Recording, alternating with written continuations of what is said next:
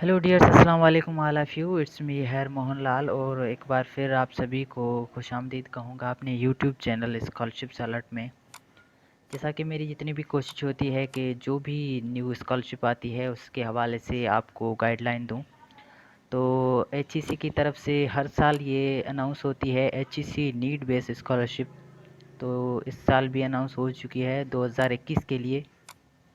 तो पहले तो उनका ऑनलाइन फॉर्म था, लेकिन अभी इनका जो फॉर्म है वो हार्ड कॉपी में आया है और वो आपको फ़िल आउट करके उनको आपकी जो सबमिट करना है यूनिवर्सिटी के अंदर, जो एक होती है फाइनेंशियल एड ऑफिस, जो एक ऑफ़िस होती है, वहाँ जमा करवाना होगा। तो आइए हम देखते हैं कि इसकी रिक्वायरमेंट्स क्या है और एलिजिबिलिटी क्राइटेरिया क्या है और कौन सी यूनिवर्सिटीज़ हैं जो कि जिसमें ये स्कॉलरशिप जो है वो दी जाएगी।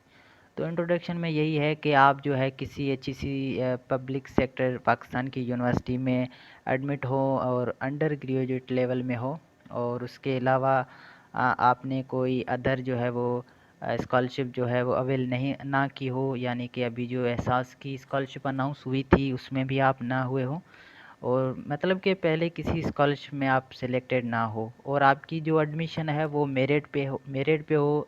आप चाहे मॉर्निंग में हो चाहे इवनिंग में हो, आपकी जो एडमिशन है वो मेरिट पे होनी चाहिए, ठीक है। और ये जो आपको स्कॉलरशिप मिलेगी ये आपकी इनकम को सामने मद्देनज़र रखते हुए आपको ये स्कॉलरशिप दी जाएगी। आपका जो फैमिली बैकग्राउंड है उसको पूरा देख के उसके बाद आपको ये स्कॉलरशिप जो है वो दी जाएगी, ठीक है। उसके बाद इसका जो फॉर्म है वो मैं आपको बताता हूँ, आप यहाँ से भी डाउनलोड कर सकते हैं। ये जो डाउनलोड लिखा हुआ है यहाँ से आप डाउनलोड कर सकते हैं। डेट ऑफ एग्रीमेंट भी यहाँ से डाउनलोड कर सकते हैं, और कुछ गाइडलाइंस है जो कि आपको पढ़नी है वो भी आप यहाँ से डाउनलोड कर सकते हैं। तो चलिए मैं आपको बताता हूँ कि आपने फॉर्म को कैसे अच्छे तरीके से भरना है। तो हम आ चुके हैं अपनी फॉर्म पे। तो ये देखें, HEC need based scholarship program for 2020 और 2021। तो यहाँ पर आपको अपनी यूनिवर्सिटी का नाम लिखना है, ठीक है। और यहाँ पे जिस डिग्री में आप पढ़ रहे हैं, जिस प्रोग्राम में आप पढ़ रहे हैं वो लिखना है। यानी कि फ़ॉर एग्ज़ाम्पल आप फार्मेसी में पढ़ रहे हैं तो बीएससी फार्मेसी लिखना है, अगर केमिस्ट्री में है तो बीएससी केमिस्ट्री लिखना है। और एक बात और भी मैं बताना आपको चाहूँगा कि ये सारे सेमेस्टर वालों के लिए है, चाहे आप न्यूली एडमिटेड हो या आप फर्स्ट सेमेस्टर में हो, सेकंड में हो, थर्ड में हो, किसी भी सेमेस्टर में हो आप अप्लाई कर सकते हैं, ठीक है। तो उसके बाद यहाँ आपको अपना नाम लिखना है, ठीक है। और यहाँ पर आप मेल पे टिक करेंगे, ठीक है। उसके बाद यहाँ आपका अपना एनआईसी आएगा, और यहाँ पर जो है मैरिटल स्टेटस, आप सिंगल हैं मैरिड हैं जो भी हैं वो टिक करेंगे। उसके बाद यहाँ आपकी एज और यहाँ आपका डोमिसाइल जो है वो कहाँ का है वो लिखेंगे। उसके बाद यहाँ पर प्रेजेंट एड्रेस, यहाँ पर परमानेंट एड्रेस आपकी आएगी। और अगर आप करंटली कहीं पर वर्क कर रहे हैं, काम कर रहे हैं, तो वो भी आपको यहाँ मेंशन करना होगा, ठीक है। ये जो लिखा हुआ है, अ, तो अगर आप यस करते हैं तो ये सारे आपको कॉलम फिल करने होंगे, ठीक है। कि आपने टोटल जो कमा रहे हैं वो कितना कमा रहे हैं उसकी डिटेल देनी होगी। तो मैं यही चाहूँगा कि आप यहाँ पर नो ही सिलेक्ट करें। और उसके बाद जो 12 नंबर पे है टोटल फैमिली मेम्बर्स, तो आप घर में कितने मेम्बर्स हैं वो आपको यहाँ पर लिखना है, ठीक है।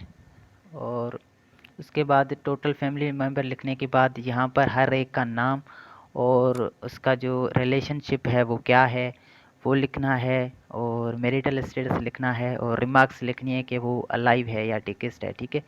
तो ये सारे फैमिली मेम्बर्स आपको यहाँ कुल तादाद लिखनी है और यहाँ हर एक की डिटेल देनी है, ठीक है। उसके बाद अब जैसे नीचे आते हैं तो 13 नंबर पे है हमारी details of family members earning.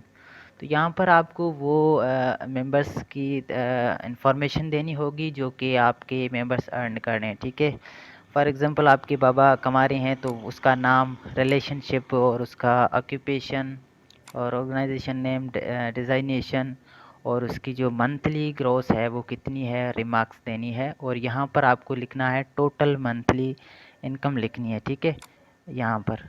और उसके बाद जैसे ही हम नीचे आते हैं तो हमारे पास है कि brothers, sisters, children, family members studying. तो यहाँ पर कुल तादाद लिख के कि कितने बच्चे जो हैं वो फैमिली मेम्बर में पढ़ रहे हैं तो उनकी भी डिटेल्स आपको देनी होगी। यहाँ हर एक का नाम और यहाँ जो है वो रिलेशन, और उसके बाद कहाँ पढ़ रहे हैं उस इंस्टीट्यूट का एड्रेस नाम लिखना है। उसके बाद यहाँ पर फ़ीस जो है वो पे कर रहे हैं कितनी कर रहे हैं, ठीक है, तो वो लिखनी है।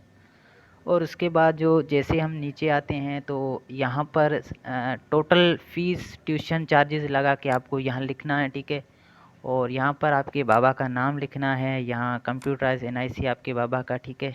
और उसके बाद यहाँ पर टिक लगाना है कि अलाइव है या डिकेस्ड है। उसके बाद प्रोफेशनल स्टेटस के अगर आपके बाबा जो हैं वो बिज़नेस ओनर है या एम्प्लॉयड हैं।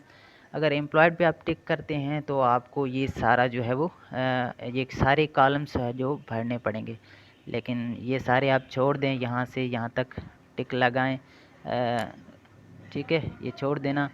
उसके बाद जो है वो ये 28 में है assist income on monthly basis. अब ये है कि आपकी अगर कोई प्रॉपर्टी है फादर या मदर की तो वो भी आप उसकी ले सकते हैं, या लैंड लीज़ है या बैंक डिपॉज़िट या अदर कोई भी आपकी जो है वो इनकम है तो वो उसका भी आप यहाँ पर अहवाल दे सकते हैं और यहाँ पर टोटल उसका लिख सकते हैं। उसके बाद जो ये 29 नंबर पे है total family members, sorry total family monthly income. यहाँ पर आपने टोटल जो फैमिली की मंथली इनकम है वो लिखनी है, ठीक है। यहाँ पर फैमिली का नाम या रिलेशनशिप, फैमिली मेम्बर का नाम या रिलेशनशिप, और मंथली इनकम उनकी कितनी है और ग्रॉस कितनी है, मंथली नेट कितनी है, ठीक है।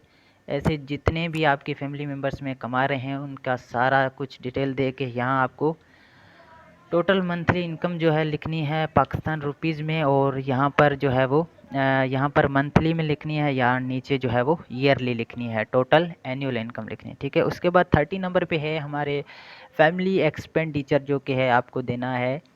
तो इसमें क्या है कि आपकी जो अकोमोडेशन है वो क्या किस टाइप की है, बंगलो है या अपार्टमेंट फ्लैट है या हाउस है। अगर आप विलेज में रह रहे हैं तो आप विलेज टिक करें, और उसकी जो है वो साइज़ लिखनी है स्क्वायर फुट में, ठीक है।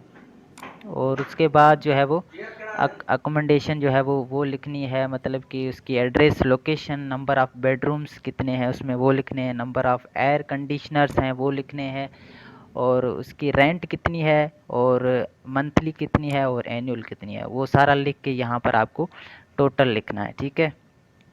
उसके बाद जैसे आप नीचे आते हैं तो 31 पे है यूटिलिटी बिल्स, यूटिलिटी एक्सपेंडिचर्स। तो यहाँ पर आपको टेलीफोन, इलेक्ट्रिसिटी और गैस, वाटर बिल्स वगैरह ये सारी आपको देने हैं, ठीक है। तो यहाँ पर क्या लिखना है कि मेडिकल 32 में मेडिकल एक्सपेंडिचर में एवरेज लिखना है लास्ट 6 मंथ का, ठीक है। उसका एवरेज निकाल के यहाँ आपको लिखना है, ठीक है।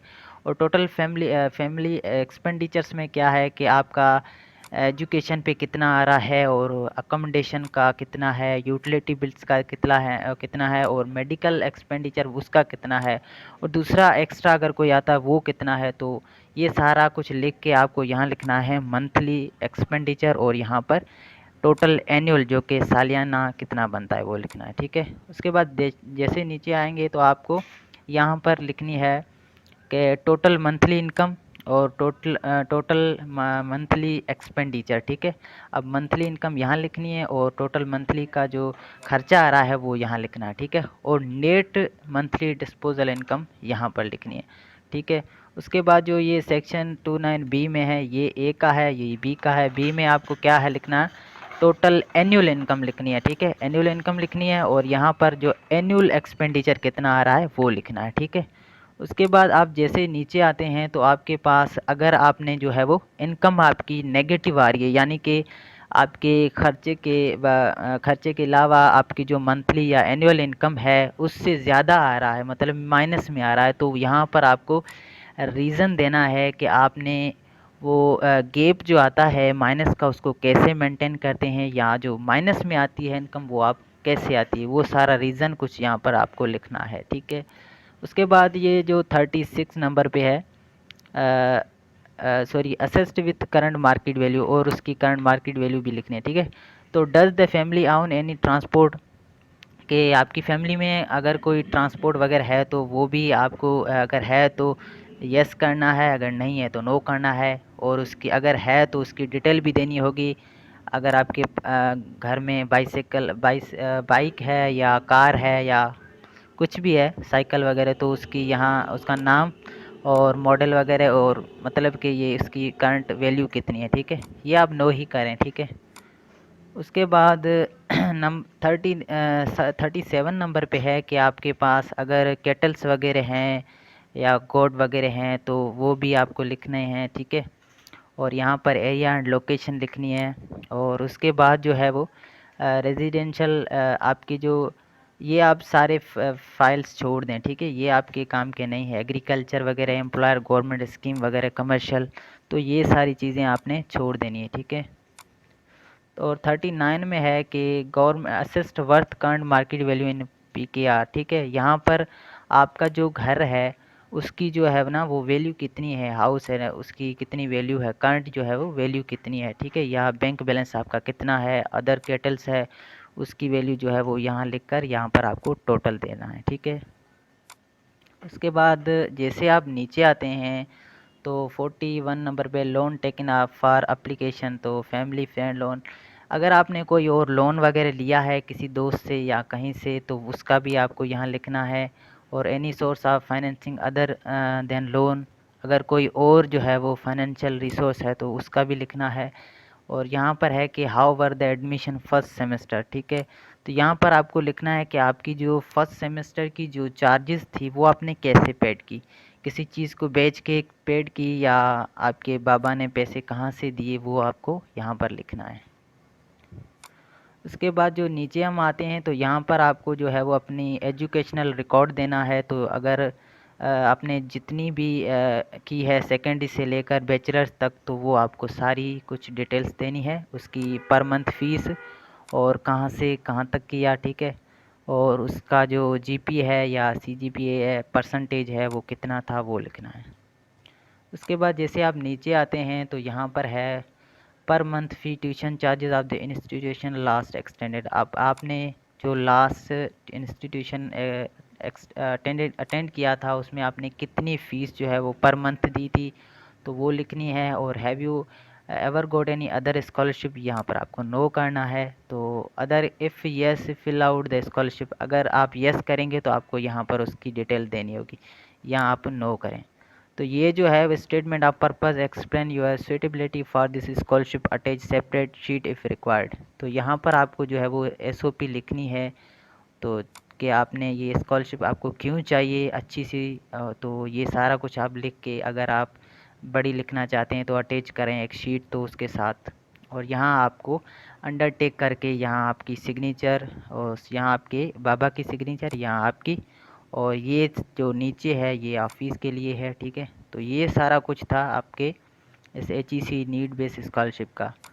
तो उम्मीद करता हूँ कि मेरी ये वीडियो अच्छी लगी होगी। और अगर कोई क्वेश्चन है तो आप नीचे कमेंट बॉक्स में हमें पूछ सकते हैं और मैं कोशिश करूँगा कि आपकी हर कमेंट का जो है वो रिप्लाई दूँ। तब तक के लिए अपने और अपने प्यारों का बहुत सारा ख्याल रखिएगा और मुझे दुआओं में याद रखिएगा।